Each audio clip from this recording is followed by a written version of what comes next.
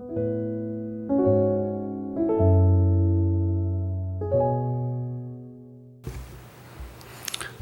다 같이 경건한 마음으로 하나님 앞에 예배를 드리겠습니다.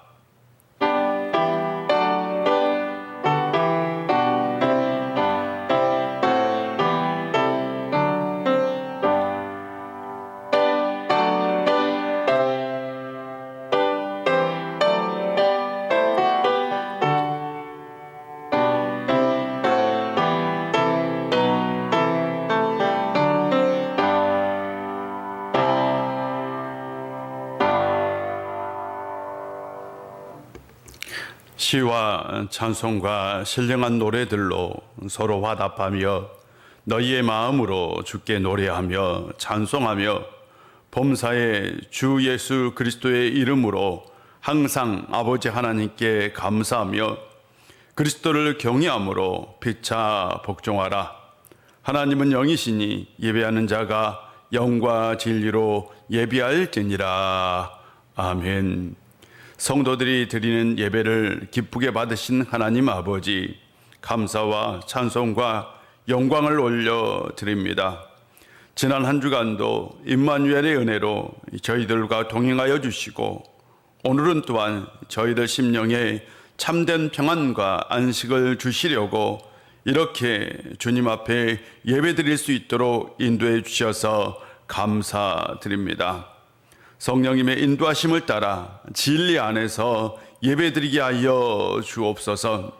오늘도 세우신 종을 통하여 들려주시는 말씀에 귀를 기울이게 하시고 우리를 향하신 하나님의 사랑과 구원의 은혜를 깨닫게 하여 주옵소서.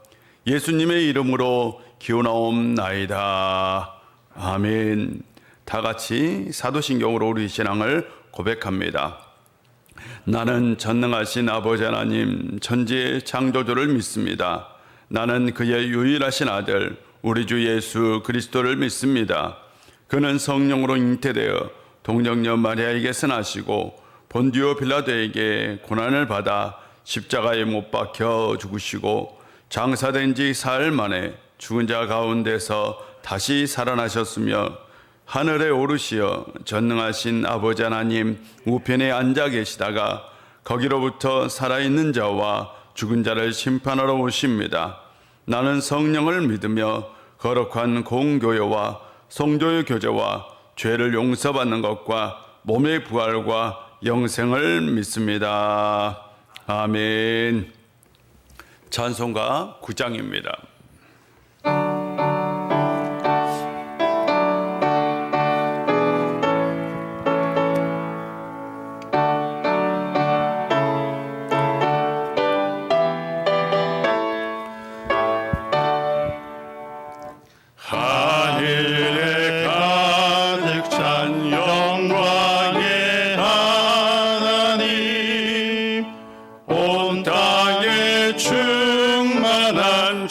존귀하신 하나님 생명과 빛으로 지혜와 권능으로 언제나 우리를 지키시는 하나님 성부와 성자와 성령 삼위의 하나님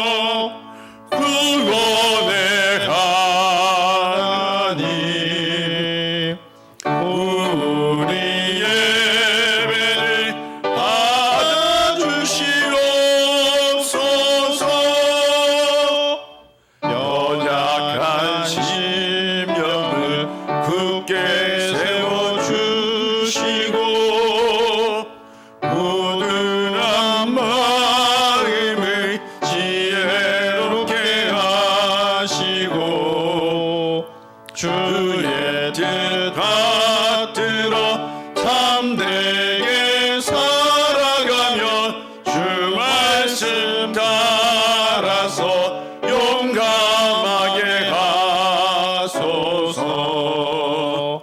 권능과 지혜와 사랑 은혜의 하나님 우리 예배를 받아주시옵소서. 주 앞에 나올 때 우리 맘 기쁘고 그 말씀 힘들려 새 희망이 솟는다.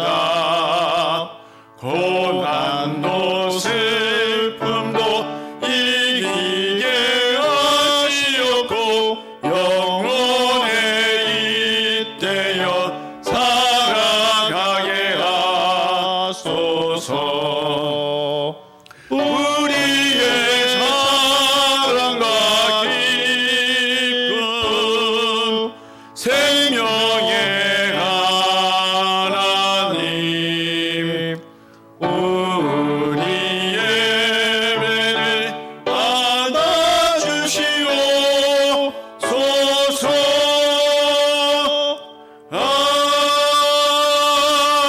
아멘. 하나님 말씀은 여호수아 24장 14절부터 18절까지입니다. 여호수아 24장 14절부터 18절까지입니다. 하나님 말씀 봉독합니다. 말씀에 경청하십시오.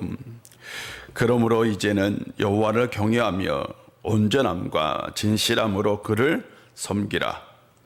너희의 조상들이 강 저쪽과 애굽에서 섬기던 신들을 치워버리고 여호와만 섬기라. 만일 여호와를 섬기는 것이 너희에게 좋지 않게 보이거든 너희 조상들이 강 저쪽에서 섬기던 신들이든지 또는 너희가 거주하는 땅에 있는 아모리 족속의 신들이든지 너희가 섬길 자를 오늘 택하라. 오직 나와 내 집은 여호와를 섬기겠노라 하니 백성이 대답하여 이르되 우리가 결탄코 여호와를 버리고 다른 신들을 섬기기를 하지 아니하오리니 이는 우리 하나님 여호와께서 친히 우리와 우리 조상들을 인도하여 애굽 땅 종되었던 집에서 올라오게 하시고 우리 목전에서 큰 이적들을 행하시고 우리가 행한 모든 길과 우리가 지나온 모든 백성들 중에서 우리를 보호하셨음이며 여호와께서 또 모든 백성들과 이 땅에 거주하던 아모리 족속을 우리 앞에서 쫓아내셨습니다. 그러므로 우리도 여호와를 섬기리니 그는 우리의 하나님이시니이다 하니라. 아멘. 하나님께서 늘 우리 사랑하는 성도님들 가운데 함께해 주시고 큰 은혜 주시고 임마누엘 은총으로 보호해 주실 줄 믿습니다. 여름에 꽃이 피는 쐐기풀이라는 게 있습니다. 이 쐐기풀은 줄기나 잎에 연한 가시가 나요. 그래서 살짝 건드리거나 만지면 상처가 납니다. 그런데 이것을 그냥 꽉 움켜쥐면 아무 이상도 없다고 합니다. 한 아이가 이 쐐기풀을 만지다가 찔려서 상처가 나서 엄마에게 달려왔어요. 엄마가 그 아이의 상처를 어루만지면서 이렇게 얘기합니다. 얘야, 다음부터는 쐐기풀을 만질 때에 두려움을 갖지 말고 담대하게 꽉 잡으렴. 그러면 가시가 부드러워서 다치지 않게 된단다라고 얘기를 해 주었어요. 우리가 살아가는 것도 이와 마찬가지입니다. 우리는 때로는 어떤 일의 두려움 때문에 다가서지 못할 때가 있습니다. 그러나 우리가 담대함을 가지고 다가간다면 우리는 두려움을 극복할 수 있을 겁니다. 우리가 태어나면서 죽을 때까지 가지고 있는 감정이 있다면 두려움입니다. 두려움은 어떤 일이나 상황에 위협이나 위험을 느꼈을 때에 우리의 마음에 생기는 불안이라고 얘기할 수 있어요. 불안한 마음, 이것이 바로 두려움이죠. 일종의 공포감이라고 할 수 있습니다. 그러나 이 두려움은 부정적 요소만 있는 것은 결코 아닙니다. 이 감정을 잘 이용하면 창조적인 에너지로 만들 수 있습니다. 역사적으로 위대한 인물들은 모두가 다 공통점이 있는데 그들의 공통점은 바로 이 두려움을, 자기의 삶 가운데 있는 두려움들을 모두가 다 극복한 사람들이라는 거죠.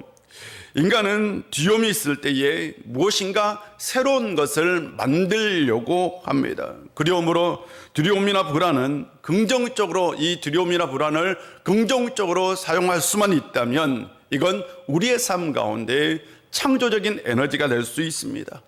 심리학자 존 도스는 이렇게 얘기했어요. 심한 불안은 수행 능력을 떨어뜨리지만 적당한 불안은 최고의 능력을 발휘하게 한다라고 얘기했습니다. 인간이 문명을 발전시켰는데 이 문명의 발전도 두려움을 극복하기 위한 행위 때문에 온 것입니다. 니체는 이렇게 얘기했어요. 나를 죽이지 못하는 고통은 나를 더욱더 강하게 만든다라고 얘기했어요. 두려움이나 불안은 오히려 우리가 잘 사용하면 우리를 강하게 하는 자양분이 될 수 있는 거죠. 인생의 두려움이나 불안이 찾아온다면 우리가 이런 생각을 가질 수도 있어요. 오늘 또 나를 강하게 하는 영양제를 먹어야 되겠다 라는 생각을 하면 어떨까요? 중요한 것은 모든 사람에게 두려움이 있다는 거예요. 두려움이 없이 사는 사람도 없고요, 두려움이 없는 인생도 없습니다.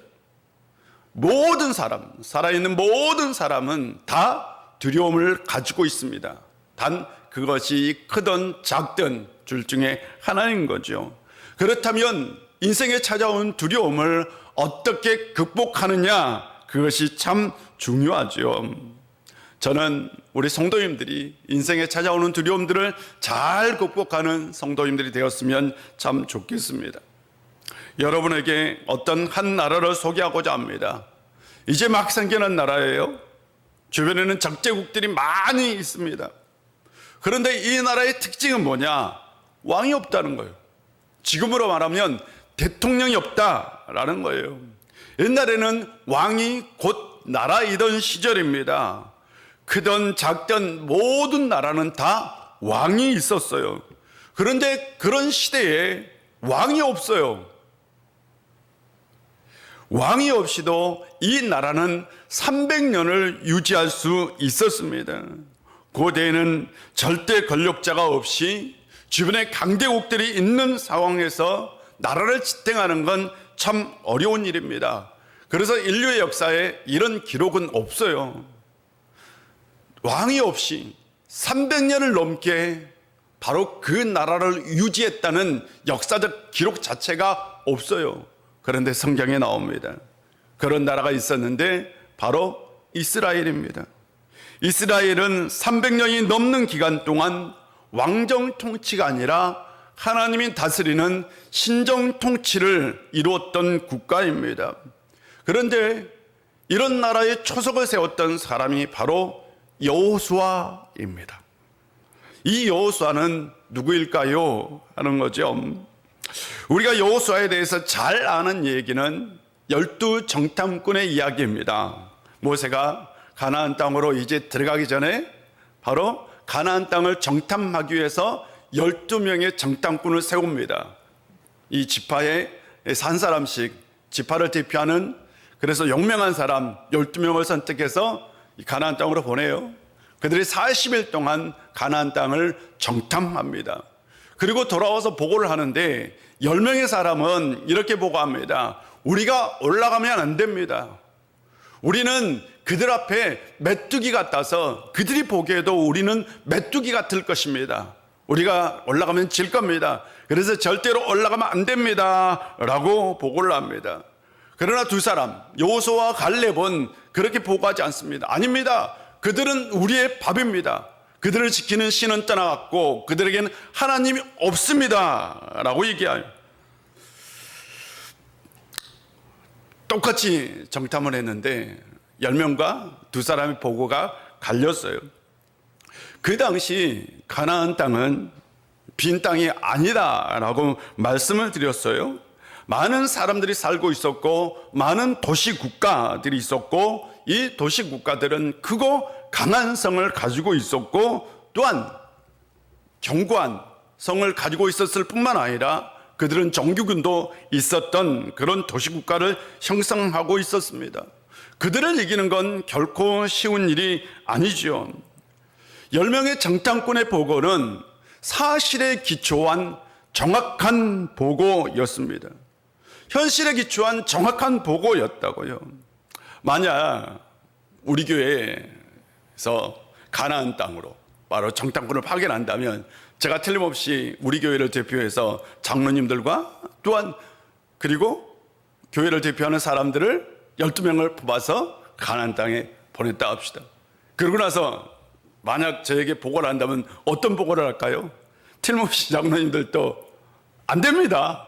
우리는 질 겁니다 라고 보고를 할 거예요. 맞는 보고입니다. 그건 사실 그대로를 보고한 거예요. 틀린 보고는 결코 아닙니다. 다만 그들의 보고가 잘못된 것은 자신들의 견해까지 보고했다는 거죠. 그들은 그냥 사실만 보고하고 그 판단은 누구에게 맡겨야 되는 거예요? 모세에게 맡겨야 했던 거죠. 그 땅은 분명히 하나님께서 약속하신 땅입니다. 이스라엘 백성들이 이집트를 탈출할 때에도 그건 불가능한 일이었습니다. 그러나 하나님은 10가지 재앙과 그리고 홍해를 가르시고 이스라엘 백성들을 그 이집트에서 빠져나오게 하신 거죠. 그렇다면 가나안 땅에 들어갈 때에도 하나님은 틀림없이 그들 가운데 기적을 일으켜서 그들로 하여금 가나안 땅에 들어가게 할 것입니다. 그러나 아직도 백성들은 하나님에 대한 완전한 신뢰가 없었던 거죠. 상황에 따라 감정에 따라 그들의 신앙이 흔들렸던 겁니다. 10명의 정탐꾼의 보고를 듣고 그들은 모세에게 불평합니다. 모세를 원망합니다. 10명의 보고가 불신앙에 불을 지폈던 것이죠. 하나님은 결국 이스라엘 백성들로 하여금 가나안 땅에 들어가지 못하게 합니다. 40일을 바로 하루를 1년씩 계산해서 40년 동안 광야에서 유리하며 방황하게 합니다. 그들은 결국 가나안 땅에 들어가지 못하고요. 이집트에서 나왔던 출애굽 첫 세대는 다 가나안 땅에서 죽게 됩니다. 그러나 정탐꾼 중에서 여호수아와 갈렙만이 가나안 땅에 들어가게 됩니다. 여호수아는 현실만을 보지 않았습니다. 현실만을 보았다면 그도 실망하거나 좌절했을 겁니다. 그러나 그는 현실 넘어 자신을 도와주시는 하나님을 보았던 거죠. 하나님의 눈으로 그 땅을 보니 그 땅에는 하나님 같은 신이 없었어요. 하나님의 눈으로 보니 그들이 아무리 강한 성을 가지고 있고 아무리 강한 무기를 가지고 있다 할지라도 그들은 자신들의 밥과 같은 존재였던 거예요. 이제 하나님의 눈으로 보니 두려울 것이 없었습니다. 그러나 잘 생각해 보면 그에게 왜 두려움이 없었겠습니까? 거대한 아낙 자손을 만났을 때에, 그리고 단단한 성을 보았을 때에, 잘 훈련된 군사를 보았을 때에 왜 두려움이 없었겠습니까? 틀림없이 두려웠을 겁니다. 그때마다 그는 하나님의 눈으로 그것을 보려고 했던 거예요. 하나님의 눈으로 그 가나안 땅을 보니 두려울 것도 없고 무서울 것도 없었던 것입니다. 이것이 바로 진짜 신앙입니다. 하나님의 눈으로 우리의 현실을 바라본다면 우리는 두려울 게 없어요. 우리는 무서울 것이 없습니다. 이것이 진짜 신앙으로 사는 것입니다. 사랑하는 성도 여러분, 인생의 어떤 어려움과 어떤 고난을 만나도 하나님의 눈으로 여러분의 인생 그리고 상황을 바라볼 수 있는 성도님들이 되시기를 주의 이름으로 축복합니다. 두려움을 이기지 못한 이스라엘 백성들은 결국 가나안 땅에 들어가지 못하고 40년을 광야에서 보냅니다.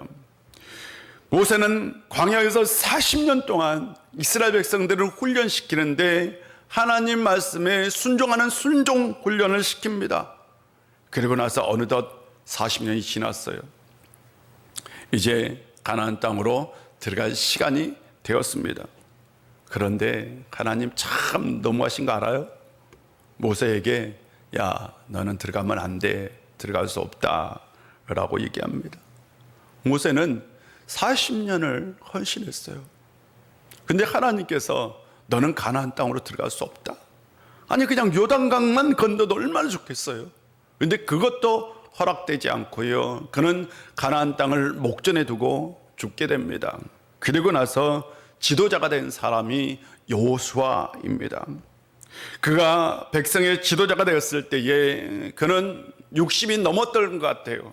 40년의 세월이 지나고 그가 청년 때에 정탐꾼이 되었으니까 아마 굉장히 연장자였을 것이고 또한 경험이 풍부한 사람이고 모세 곁에서 말씀 훈련을 잘 받은 사람입니다. 그러나 그가 백성을 이끌고 가나안 땅으로 들어간다는 것은 여전히 실은 두려운 일이죠. 이스라엘 백성들이 40년 동안 가나안 이 광야에서 훈련받았던 건 제가 말씀을 드리지만 말씀 훈련이 다였어요. 그들이 가나안 땅으로 들어가기 위해서 정규군의 훈련을 받은 것이 아닙니다. 칼과 창과 방패를 들고 훈련을 받은 것이 아닙니다. 그들에겐 오히려 칼도 없고 창도 없고 방패도 없고 갑옷도 없었어요. 전쟁에 쓸만한 변변한 무기도 없었습니다. 이들을 데리고 지금 가나안 땅으로 들어가야 합니다. 당연히 두려웠을 겁니다. 그때 하나님께서 여호수아에게 이렇게 말씀하십니다. 내 평생에 너를 능히 대적할 자가 없을 것이다. 내가 모세와 함께 했던 것 같이 너와 함께 할 것이다. 내가 너를 떠나지 아니하며 버리지 아니하느니 강하고 담대하라 라고 말씀하십니다. 하나님께서 그에게 강하고 담대하라 라고 말씀하셨어요. 여호수아는 군대적 관점에서 오합지졸인 이스라엘 백성들, 오직 하나님의 말씀으로만 훈련된 백성들을 데리고 가나안 땅으로 들어갑니다. 그리고 첫 번째로 만난 성이 여리고성입니다. 이 여리고성은 그 당시 가나안 땅에서요 가장 큰 성이고 가장 견고한 성이었어요. 고고학자들이 발굴해 보니까 이중으로 된 성이었어요. 성벽이 이중 성벽으로 됐어요. 그만큼 두껍고 단단한 성이었던 거예요. 모세는 여호수아는 그 땅에 정탐꾼을 파견했어요. 정탐꾼이 돌아와서 보고를 하는데 그 여리고성에 그냥 두려움이 있죠. 두려움이 가득했다라는 보고를 합니다. 겉은 단단해 보이지만 속은 썩어 문드러졌다라는 보고지요. 우리가 잘 아는 대로 이스라엘 백성들이 여리고성을 점령할 때에 피 한 방울 흘리지 않고 점령합니다. 이스라엘 백성들이 했던 것은 딱 하나예요. 하나님 말씀대로 그냥 그 성을 매일마다 한 바퀴 도는 거예요. 매일마다. 하나님께서 매일마다 그 성을 한 바퀴 돌아라 라고 얘기했어요. 아니 여러분, 성을 돈다고 무슨 성이 무너집니까? 그렇잖아요. 이게 싸우는 것도 아니잖아요. 성을 한 바퀴씩 돌아라요. 그런데 왜 하나님께서 그 성을 돌게 했을까요? 하는 거죠. 물론 이것도 말씀에 대한 순종 훈련이 맞습니다. 그러나 두려움을 극대화하기 위해서입니다. 성을 돌고 있는 이스라엘 백성들, 그들에게는 창도 없고 칼도 없고 방패도 없고 무기도 없어요. 갑옷도 입지 않았어요. 그런데 지금 성 위에 있는 여리고성 백성들은 그들에게는 활도 있고 창도 있고 갑옷도 있고요. 그리고 경관성도 있어요. 그러나 정작 두려워서 떠는 사람은 누구요? 성 위에 있는 사람들. 아니 밑에 있는 사람들을 성을 도는데 너무나 담대하게 자신감을 가지고 도는 거예요. 그럴수록 그들의 두려움은 더욱더 극대화됩니다. 마지막 날 모든 백성이 소리를 지를 때에 그 소리가 극한의 공포가 되어서 그들을 쓰러뜨립니다. 그 순간 하나님의 권능이 성벽을 무너뜨리고 성 안에 있는 모든 사람들은 덫에 같은 쥐 신세가 됩니다. 여리고성의 싸움은 누가 두려움을 이기느냐의 싸움이었어요. 두려움을 가져야 할 사람들은 이스라엘 백성들이었지만 실제로 두려움에 떨었던 사람들은 여리고성 사람들이었습니다. 그날 전쟁은 두려움을 이기는 자가 승리한다는 것을 보여주는 싸움이었던 거죠. 하나님은 이스라엘 백성 안에 있는 모든 두려움을 다 거두어버리고 그들 안에 자신감을 심어 주었던 거죠. 이스라엘 백성들에게 두려움을 이기는 자신감은 어디에서 왔을까요? 하나님을 향한 절대적인 믿음, 신뢰에서 온 겁니다. 그들은 광야에서 40년 동안, 무려 40년 동안 하나님만 의지하고 하나님만 신뢰하고 하나님께만 충성하고 하나님께만 헌신한 훈련을 받았어요. 이스라엘 백성들은 바로 그것이 무기가 되어서 모든 두려움을 다 이길 수 있었던 겁니다. 그들에게는요, 칼도 없었고요, 창도 없었고요, 방패도 없었고요, 갑옷도 없었어요, 성을 파괴할 무기도 없었어요. 그러나 그들은 여리고성을 함락할 수 있었습니다. 그들이 하나님을 섬기는 것이 얼마나 큰 힘이 되는지 그들은 실제적으로 경험했던 거예요. 하나님을 섬기면 세상 어떤 두려움도 다 이길 수 있다는 것을 경험한 겁니다. 40년 전 그들의 부모 세대는 두려움으로 여리고 가나안 땅에 들어가지 못했습니다. 그러나 그들은 두려움을 이기고 바로 승리했습니다. 여리고성 이야기는 하나님을 섬길 때에 어떤 힘을 갖게 되는지를 보여주는 첫 번째 실전이었던 거죠. 그때부터 이스라엘 백성들은 가나안 땅에서 승승장구합니다. 12장을 보면 여호수아가 이긴 왕들이 31명이다 라고 기록되어 있고요, 15장을 보면 유다 지파가 점령한 성읍들이 나와요. 유다 지파가 점령한 성읍들이 무려 112개였다라고 기록하고 있어요. 유다 지파만. 엄청난 거죠. 지중해 연안과 일부 평지 지역 그리고 먼 북방 지역을 제외하고는 가나안의 대부분의 땅을 그것도 순식간에 점령하였어요.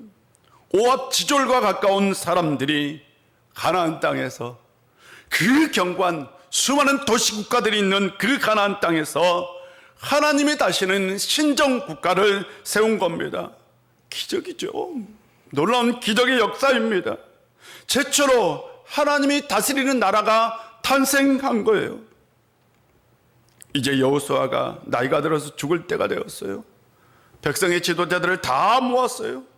그리고 나서 유언을 남깁니다. 그것이 23장, 24장입니다. 23장에는 이렇게 얘기해요. 너희를 위해서 싸우신 분은 하나님이었다. 너희는 나머지 땅도 다 차지하게 될 것이다. 모세의 율법책에 기록한 대로 다 그것을 하나도 빠짐없이 지켜라. 그리고 절대로 이 민족들이 섬기는 신을 섬기지 마라. 하나님께서 그때 진노하실 것이다. 오직 하나님만 사랑해라 라는 얘기예요. 그리고 24장을 보면 24장에서는 아브라함부터 모세, 그리고 홍해 사건, 그리고 광야 40년, 여리고성을 이긴 이야기, 그리고 나서 정복 이야기를 합니다. 그리고 나서 이야기의 핵심은 뭐냐? 이거예요. 너희는 일하지 않고 이 땅을 얻었고 세우지 않고 너희는 성을 차지했다 라는 거예요. 누가 그렇게 해주셨어요? 하나님께서 그렇게 해주셨어요. 하나님께서 가나안 땅을 정복하게 해주셨잖아 라는 얘기예요. 그래서 제발 여호와만 섬겨라, 하나님만 섬겨라 라는 얘기죠. 여호수아는 이렇게 유언합니다. 여호와를 섬겨라. 그러나 만약 너희 마음에 여호와를 섬기는 일이 내키지 않으면 그때는 너희가 스스로 누구를 섬길지 너희 조상들이 강 건너편에 섬겼던 신들이든지 지금 너희가 살고 있는 이 땅 아모리 사람들의 신들이든 오늘 선택해라. 나와 내 집은 여호와를 섬길 것이다 라고 얘기합니다. 유언의 핵심은 뭐예요? 나와 내 집은 여호와를 섬길 것이다 라는 핵심은 뭐냐고요?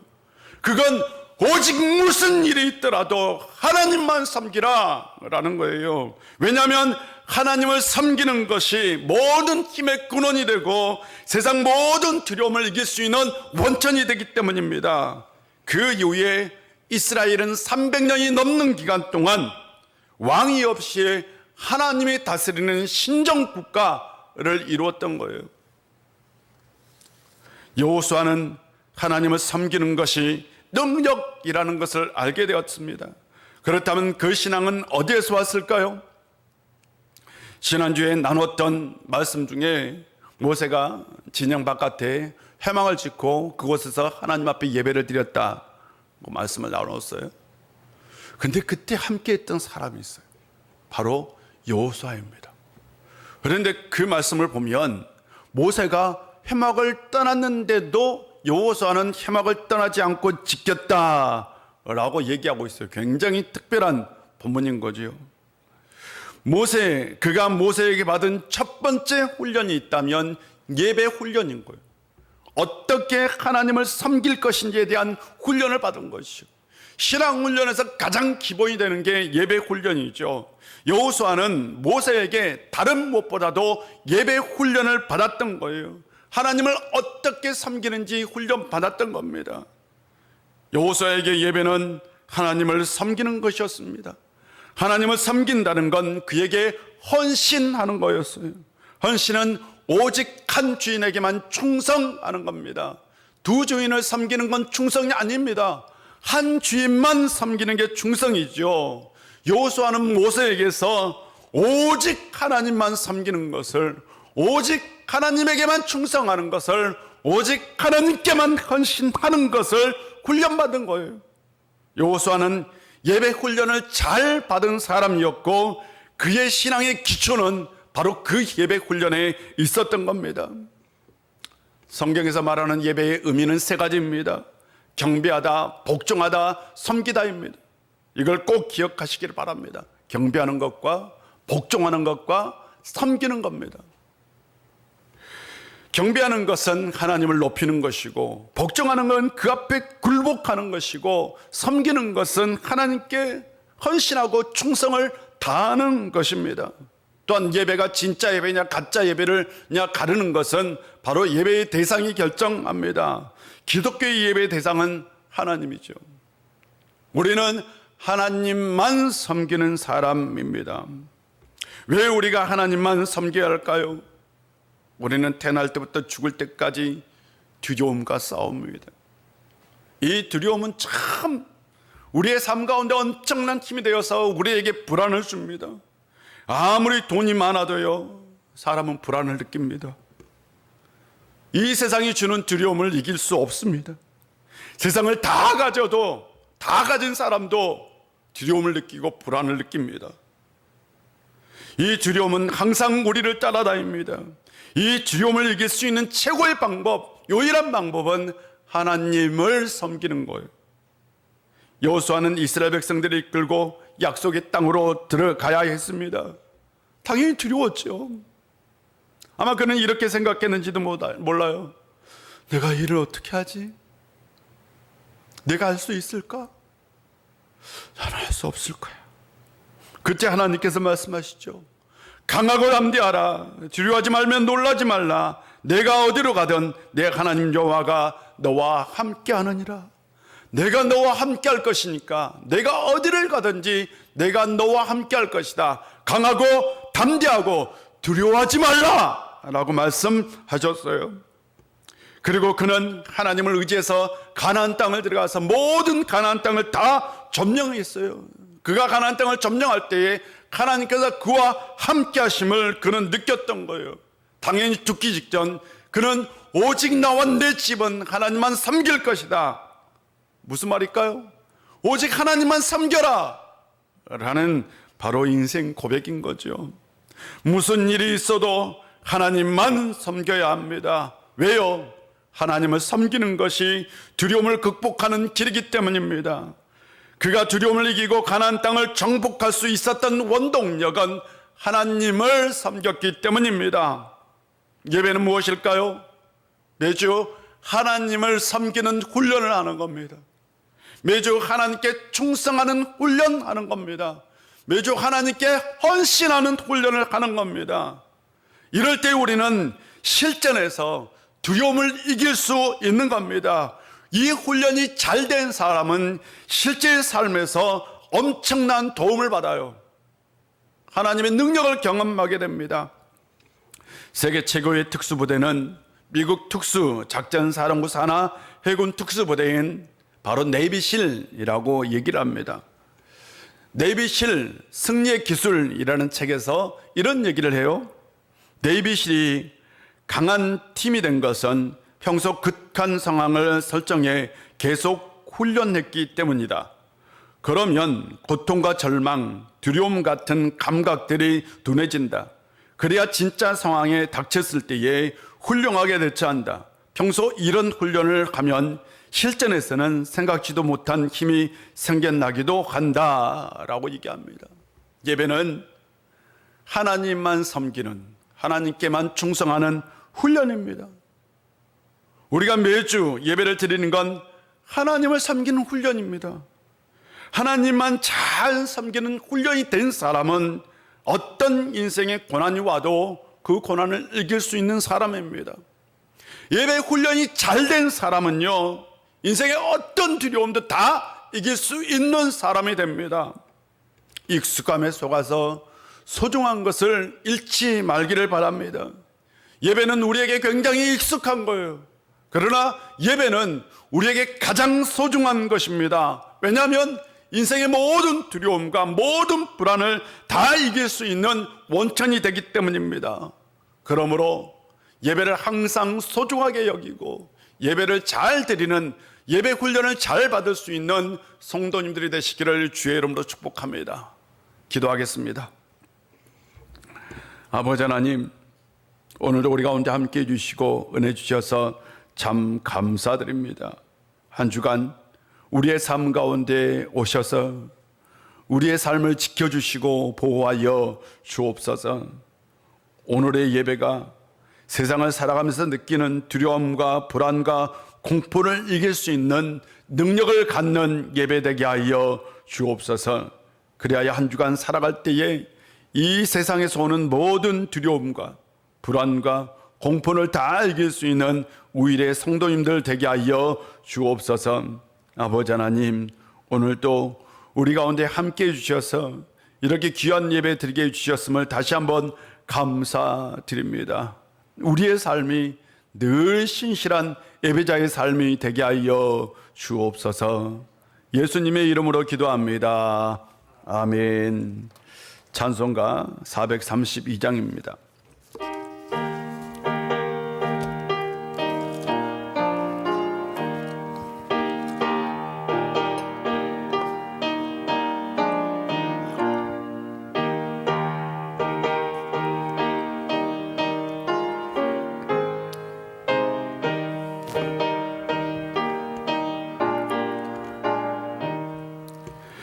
큰 물결이 설레는 어두운 바다, 저 등대의 불빛도 희미한데 입궁낭에 배 적어 항해가는 이 작은 배 사공은 주님이라. 나 두려움 없네, 두려움 없도다. 주 예수님 늘 깨어 계시도다.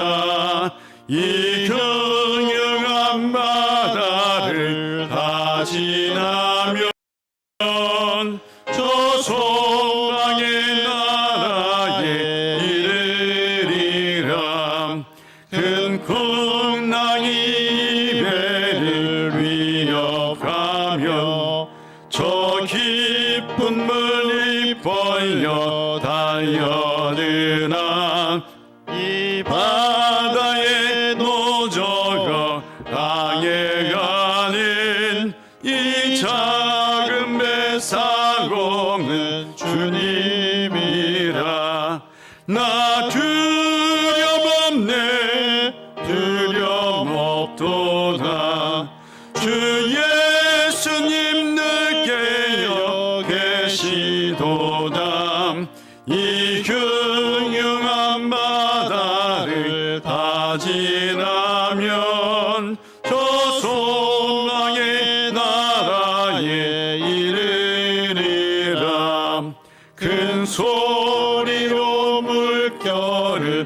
명하시면 이 바다가 고요히 잠자리라 저 동력이 환하게 밝아올 때 나 주 함께 이 바다 건너가리 나 두려움없네 두려움없도다 주 예수님 늦게여 계시도다 이 흉흉한 바다를 다 지나면 저 소망의 나라에 이르리라. 지금 헌금하신 건 여러분이 우리 우일교회 계좌로 보내주시든지 아니면 다음에 오실 때에 그때 모아서 같이 가지고 나와서 하나님께 드리시면 되겠습니다. 기도하겠습니다. 아버지 하나님, 오늘도 우리 가운데 함께해 주시고 은혜 주셔서 감사합니다. 이 시간 주님 앞에 귀한 예물을 드립니다. 이 예물을 받아주시고 흠양하여 주시고 드리는 손길 위에 하늘의 신령한 복으로 땅의 기름진 복으로 채워주셔서 30배, 60배, 100배의 결실이 있는 예물 되게 하여 주옵소서. 아버지 하나님, 또한 이 드려진 모든 예물을 통해서 이 땅 가운데 꼭 하나님의 나라가, 하나님의 통치가 이루어지게 하여 주옵소서. 또한 우리 우일교회는 맡겨진 사명, 특별히 다음 세대를 살리고 세우는 사명을 잘 감당하게 하여 주옵시고, 또한 예배를 우리가 드릴 때에 어디에서 어떤 환경에서 예배드리든 우리가 신실한 예배자로서의 살아 예배의 능력을 가지고 이 세상 속에서 하나님의 거룩한 빛을 발휘할 수 있는 우리 우일의 모든 성도님들 되게 하여 주옵소서. 아버지 하나님, 이 시간 우리가 소망하고 바라고 또한 기도하는 제목들까지 올려드렸습니다. 한 주간 우리의 삶 가운데 함께하여 우리가 소망하고 바라는 것 가운데 하나님께서 복을 주셔서 그 모든 것들이 꼭 이루어지는 역사 있게 하여 주옵소서. 무더운 여름 하나님께서 우리 우일의 모든 성도님들 건강 지켜주시고 보호하여 주옵소서. 예수님의 이름으로 봉헌기도 드립니다. 아멘.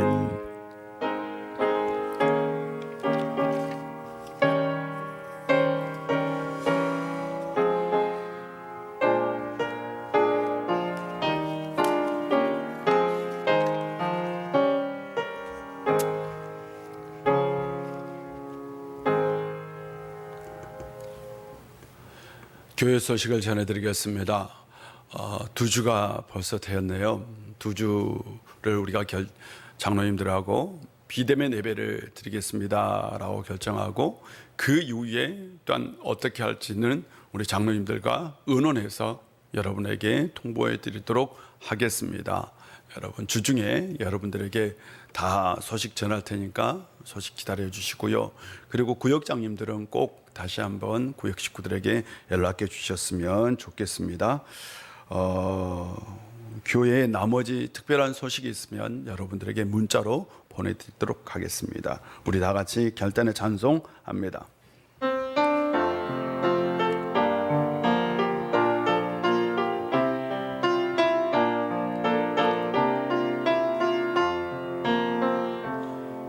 진정한 예배가 우리가 숨쉬는 교회, 주님이 주인 되시는 교회, 믿음의 기도가 쌓이는 교회, 최고의 찬양을 드리는 교회, 말씀이 살아 움직이는 교회, 성도의 사랑이 넘치는 교회, 섬김과 헌신이 기쁨이 되어 열매 맺는 아름다운 교회, 주님의 마음 닮아서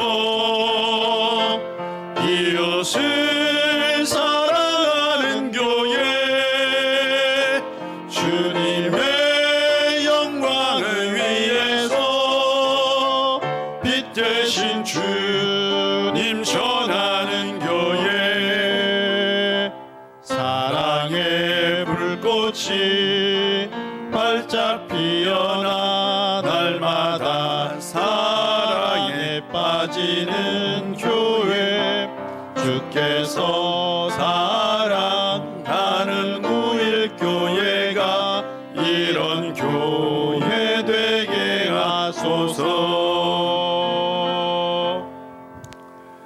늘 우리 가운데 함께하여 우리의 마음의 평안을 주시고 우리의 육신의 건강을 지켜주시는 우리 구주 예수 그리스도의 놀라우신 은혜와 우리 아버지 하나님의 크신 사랑과 성령님의 감화 감동하시고 함께하시고 축복하심의 역사가 여호수아처럼 두려움 가운데서도 하나님을 잘 섬겨 삶의 능력을 가지고 이 세상의 모든 어떤 어려움도 어떤 고난도 다 이기며 살기를 원하는 우리 우일의 모든 권속들과 그들의 삶의 터전과 이 나라와 이 민족 위에 그리고 모든 백성 위에 이제부터 영원히 함께 하시기를 간절히 축원하옵나이다.